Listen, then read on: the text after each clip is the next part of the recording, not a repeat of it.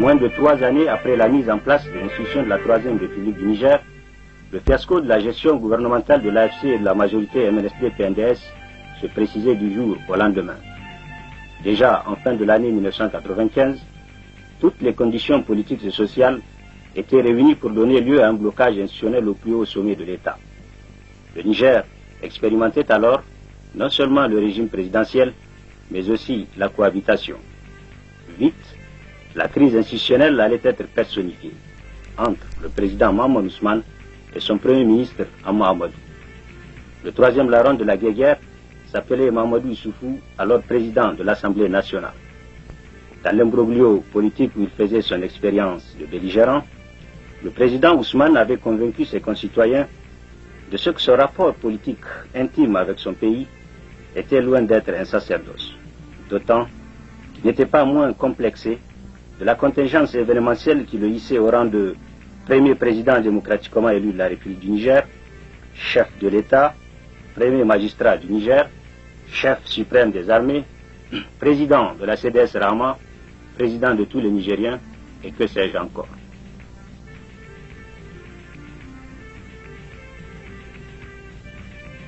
Aussi devait-il initier la grève du président de la République. Cette attitude du président Ousmane avait bien entendu son répondant dans la frénésie hystériforme avec laquelle le Premier ministre Hama Amadou ajoutait un air narquois à la violence de ses diatribes. L'atmosphère n'était guère sereine au sein du pouvoir exécutif du fait de cette ambivalence. Ainsi devait-il s'installer une logique de guerre entre deux hommes d'État qui ne se prenaient pas moins sur le sens de l'État. Malgré ce climat déjà tendu, Mahamadou Issoufou, le président de l'Assemblée nationale, n'hésita pas à attiser la tension en usant de l'article 44 de la Constitution aux fins d'un empêchement absolu du président de la République.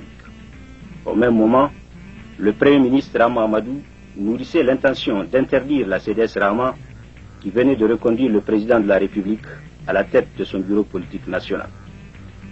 Relativement à l'article 50 de la Constitution, en dépit de l'avis de la Cour suprême sur le maintien du gouvernement de la majorité MNSD-PNDS jusqu'au résultat des nouvelles élections en cas de dissolution de l'Assemblée nationale, le président Ousmane tenait à user de cette prérogative constitutionnelle pour nommer un nouveau Premier ministre et un nouveau chef d'état-major de l'armée.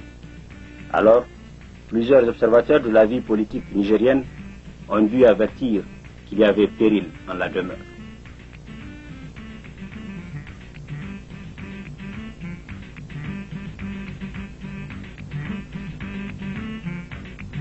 « 27 janvier 1996.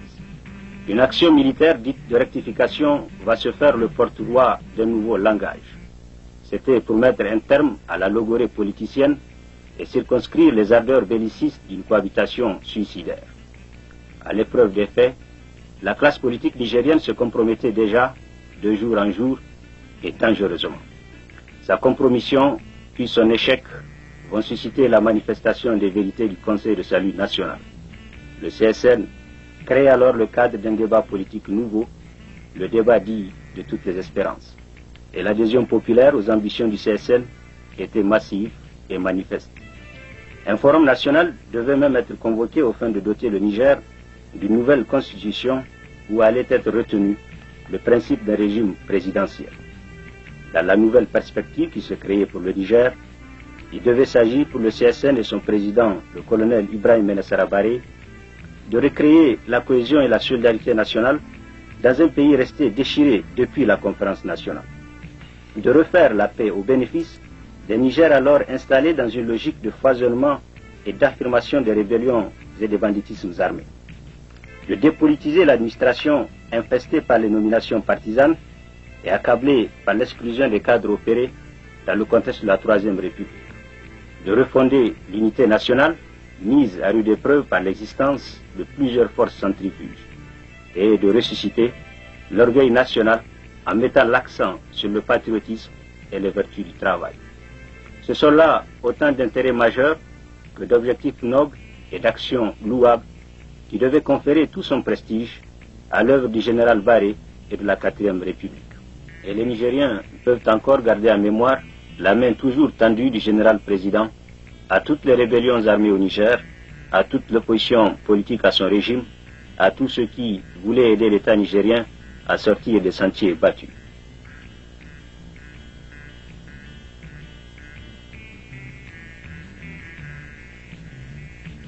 On se le rappelle, c'est l'officier supérieur, le chef d'état-major des forces armées nigériennes, Baré, qui allait conduire à l'ombre le processus de paix avec la rébellion Touareg jusqu'à aboutir à l'accord de paix signé à Ouagadougou le 24 avril 1995.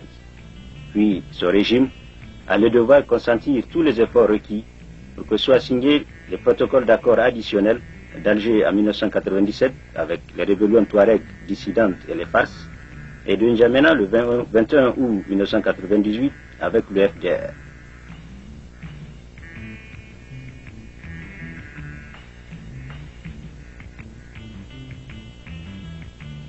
Tous les accords de paix portaient sur 4 engagements majeurs, à savoir la décentralisation, la gestion de la sécurité dans les zones touchées par les conflits, le développement des régions affectées par le conflit armé et l'intégration, la réinsertion socio-économique des ex-combattants et le retour des populations dans leurs régions qu'elles avaient alors désertées.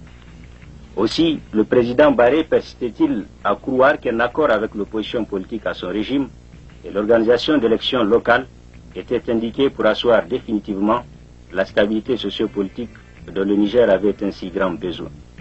Par ce fait, son régime a dû mettre en œuvre pas moins de 5 lois relatives à la décentralisation. Cependant, ni l'accord de juillet 1998 avec l'opposition, ni les élections locales de février 1999 n'avaient suffi à contenter le FRDD et la FDS. Le régime du président Baré a été aussi et sans doute austère, mais il l'était au plan économique, et l'austérité était d'autant nécessaire et recommandée qu'elle devait entraîner l'amorce du redressement économique. C'était dans un climat d'hostilité manifeste, soutenu par certaines forces sociales et par l'opposition politique, que le pragmatisme et l'efficacité caractéristiques du régime Baré allaient lui commander d'engager des réformes structurelles hardies pour réaliser son programme de relance économique et financière. À cette époque, l'on pouvait encore se souvenir de ce que, depuis 1983, aucune loi ne réglementait la gestion du trésor national. Aussi, la Banque mondiale et le FMI avaient-ils dû refuser tout soutien aux différents programmes présentés depuis 1990 par les gouvernements successifs du Niger. Le soutien n'était donc ni au programme de relance économique, ni même au programme dit d'urgence. De 1990 à 1996, le Niger était mis en observation par la communauté financière internationale, faute de cadre macroéconomique viable. La seule aide qui s'est ponctuellement manifestée était inscrite dans la parenthèse des crédits d'ajustement généreusement octroyés en 1994. En 1994, justement, le ratio masse salariale recette fiscale avait atteint le chiffre invraisemblable de 101%. Le Niger n'avait encore rien pu faire. Il fallait attendre la date du 12 juin 1996 pour voir le FMI et la Banque mondiale prendre la décision de le soutenir. C'était certainement en reconnaissance des efforts engagés depuis 1995 et renforcés en 1996 par les décisions courageuses prises par le nouveau chef de l'État, le général Ibrahim Baré Menassara. Au nombre de ces décisions, il y avait d'abord la mise en œuvre de 2 réformes de base. Le réaménagement des dispositions du départ à la retraite des agents de la fonction publique et l'adoption des nouveaux statuts de la fonction publique où le mérite devait être retenu comme critère d'avancement. En matière de finances publiques, le principal problème déjà identifié était relatif aux arriérés de salaire. Le gouvernement nigérien, sous l'autorité du président Baré, en a fait une approche globale. Un plan d'apurement des arriérés a été mis en œuvre, couvrant un périmètre reconnu par la Banque mondiale de l'ordre de 115 milliards de francs CFA. Puis, en se refusant à gérer seulement le stock d'arriérés, le gouvernement de la 4e République a surtout évité d'en accumuler. C'était au prix du respect strict des procédures budgétaires et comptables. C'est dans cette optique d'ailleurs qu'il a été mis en place un groupe d'experts nigériens appelés affectueusement les orthodoxes pour conduire au plan financier organisationnel un audit général du Trésor public.